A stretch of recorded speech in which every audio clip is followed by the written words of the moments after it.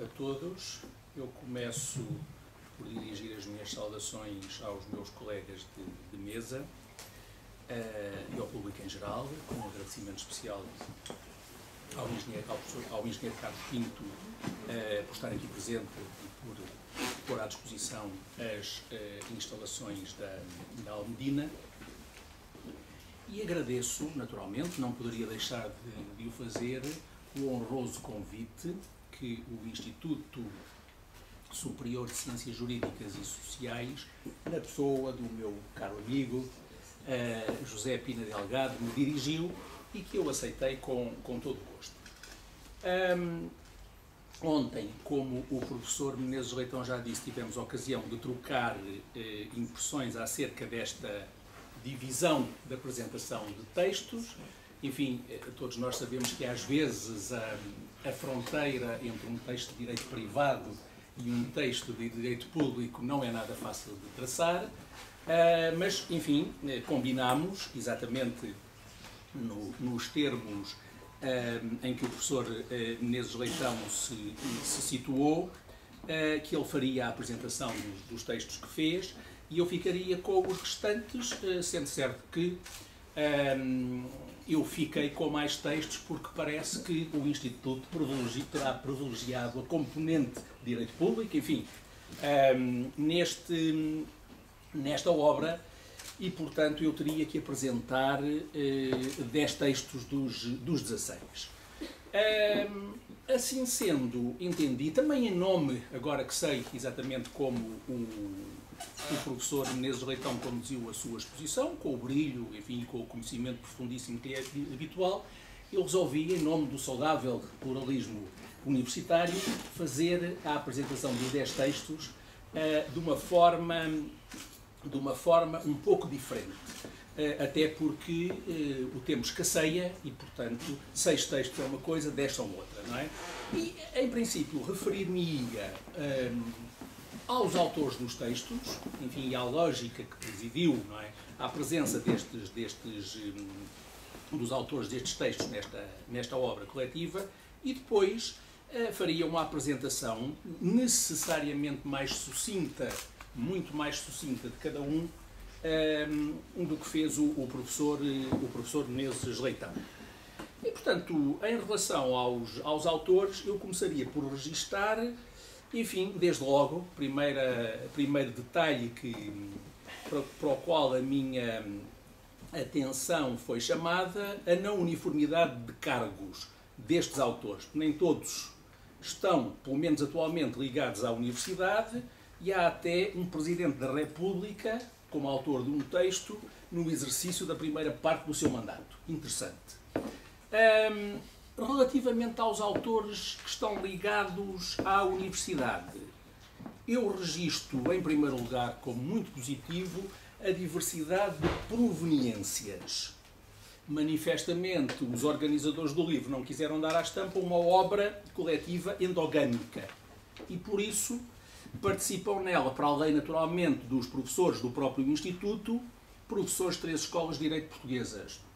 A Escola de Direito da Universidade do Minho, a Faculdade de Direito da Universidade de Lisboa e a Faculdade de Direito da Universidade Nova de Lisboa. Ainda a este propósito, registro também como elemento extremamente positivo e enriquecedor a diversidade geracional dos autores. Note-se que o leque vai de jovens professores a início de carreira a um professor jubilado, passando por um núcleo duro de professores catedráticos e inclui ainda até um promissor aluno do Instituto. Interessante também. Passando agora à apresentação dos estudos. O que é que mais me chamou a atenção? Uma saudável e muito oportuna diferenciação entre estudos sobre os temas mais clássicos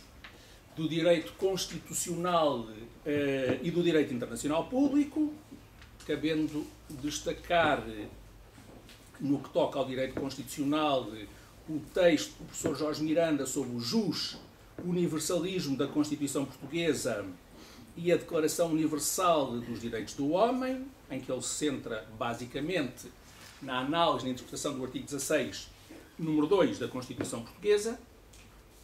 e, por outro lado, o do professor Jorge Bacelar Gouveia, sobre o uso da força no direito internacional público. Portanto, como, enfim, estudos dentro dos temas mais clássicos, digamos assim. Por outro lado, estudos sobre temas mais recentes, e até ramos de direito mais recentes, como o de Ruth Saraiva, sobre o direito do ambiente e a Behavioral Law and Economics, ou o de Jorge Carlos Fonseca, sobre o Programa Constitucional Cabo-Verdiano para a Infância e a Juventude e as grandes orientações em sede de proteção penal das crianças e adolescentes, medidas tutelares e educativas e, aqui está um direito especial mais recente, direito penal dos jovens delinquentes. Registro também neste excelente volume uma grande incidência sobre temas jurídicos de extrema atualidade, como o estudo de Rui Figueiredo Soares, o tal aluno promissor, não é ou ex-aluno, mas do que ainda aluno, ou ex-aluno agora, sobre o princípio constitucional da proibição do retrocesso social, tema cuja atualidade em Portugal atinge o paroxismo, e em ligação, não só, mas também em ligação, de alguma forma em ligação com um outro texto de um professor da Faculdade de Direito de Lisboa sobre o sistema tributário das regiões autónomas portuguesas, Sérgio Vasques. Por outro lado, a mostrar que os organizadores e os autores do livro realmente não negligenciaram temas de grande atualidade, observo que a questão com essas características do poder judicial, da administração da justiça, do estatuto dos juízes, da sua independência, da sua responsabilidade, enfim, em Portugal, escusado será dizer a atualidade do tema, em Cabo Verde suponho que também, não é? Dificilmente este tema não é atual em alguma parte, em algum Estado da comunidade internacional e, portanto, sobre estes temas há, não um, mas dois estudos. O estudo de Mário Ramos Pereira da Silva, que é precisamente sobre o Poder Judicial e a revisão da Constituição, um novo modelo para a Justiça, e também o estudo do professor Vladimir Brito, com um título mais lacónico, Jurisdição, mas igualmente abrangente de toda esta temática. Por último, mas não menos importante, eu noto ainda no conjunto de textos que já referi a presença muito forte de um elemento pluridisciplinar e do recurso, portanto, a saberes que não são saberes exclusivamente jurídicos. Dois deles privilegiam a história, num caso a história mais recente, no outro caso a história mais antiga, mas ambos incidindo sobre temas do maior interesse, tanto para Cabo Verde como para Portugal. E refiro-me, por um lado, ao estudo de Eduardo Vera Cruz Pinto, para a história do direito político cabo-verdiano, o contributo do senador Augusto Vera Cruz, ao que parece um ilustre antepassado do professor Eduardo Vera Cruz Pinto,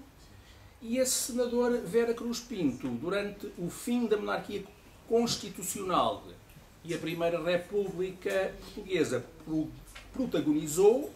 dentro do sistema, enfim, ele era senador da monarquia e depois da República, portanto, protagonizou a luta contra a discriminação racial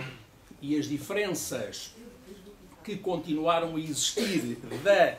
monarquia constitucional portuguesa para a República entre ultramarinos e metropolitanos.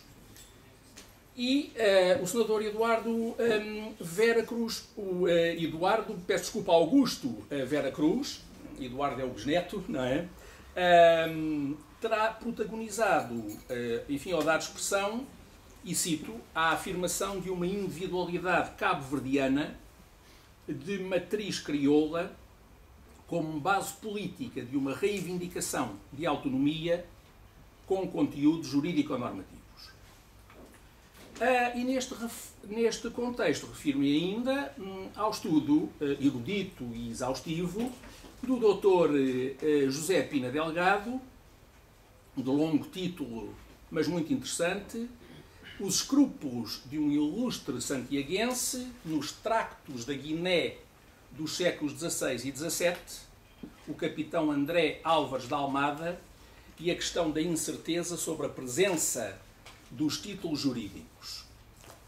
O autor dá bem conta, por um lado, de que o esclavagismo era de tal maneira iníquo de que alguns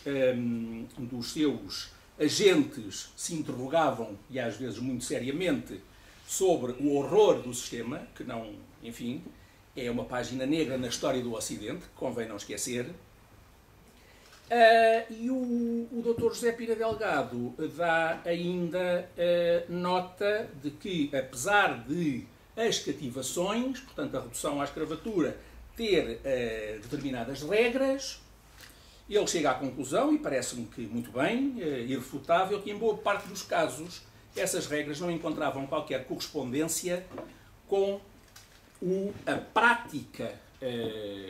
da escravatura e do esclavagismo. Ora bem, dito isto, não me parece pertinente apresentar-vos mais em pormenor cada um dos textos de que já falei. Mesmo que eu fosse dotado de uma capacidade de síntese excepcional, como revelou agora o professor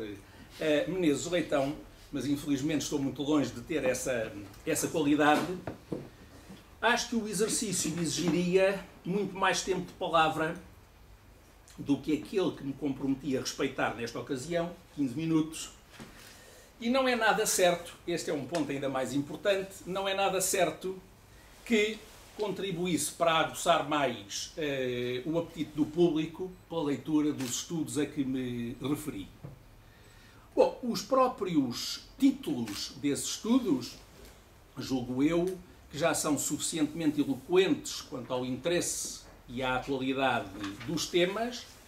e, portanto, a minha tentativa de síntese agora, nesta fase, 15 minutos depois de cada um deles, até poderia ter o efeito perverso de dissuadir e desmotivar os leitores de o virem a ler, não é? Portanto,